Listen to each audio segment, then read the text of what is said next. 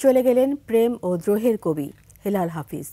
শুক্রবার রাজধানীর শাহবাগের আবাসস্থল হোস্টেলে মারা যান তিনি। কেবল কবিতার পাঠকের নিরিখে নয়, যারা সাহিত্যের খোঁজ খবর রাখেন না তাদের হৃদয়েও দোলা দিয়েছে হেলাল হাফিজের পংক্তিমালা।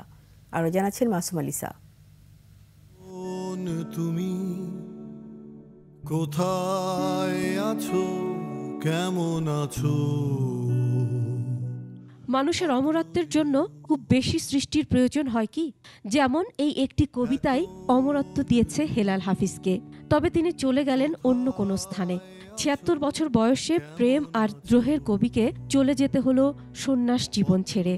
আমাকে দুঃখের শ্লোক কে শোনাবে, কে দেখাবে আমাকে?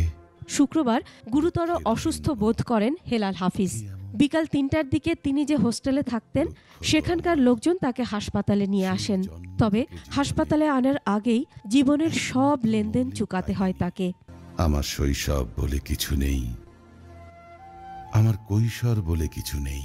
Double million offer Walton fridge কিনে পেতে পারেন ২০ লক্ষ টাকা, রয়েছে কোটি কোটি টাকার নিশ্চিত উপহার। জীবদ্দশায় মাত্র ৩টি কবিতার বই প্রকাশিত হয়েছিল তার।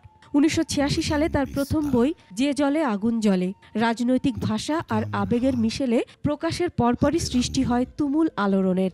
এরও ১৭ বছর আগে নিষিদ্ধ সম্পাদকীয় কবিতাটি উত্তাল ঢেউয়ের সৃষ্টি করে তারুণ্যের রক্তে।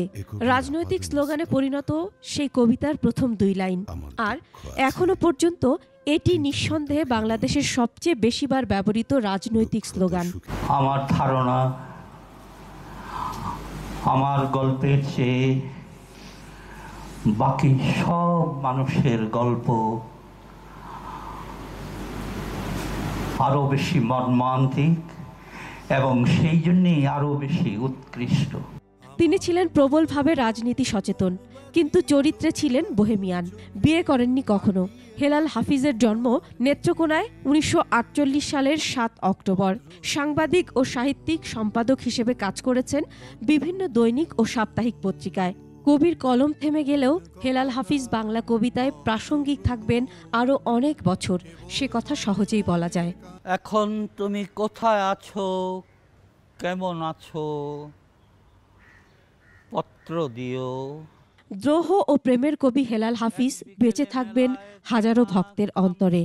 নষ্ট ফুলের পরাগ মেখে ৫ দুপুরে নির্জনতা খুন করেছি। মাসুম আলিসা, ডেস্ক রিপোর্ট, ২১শে টেলিভিশন।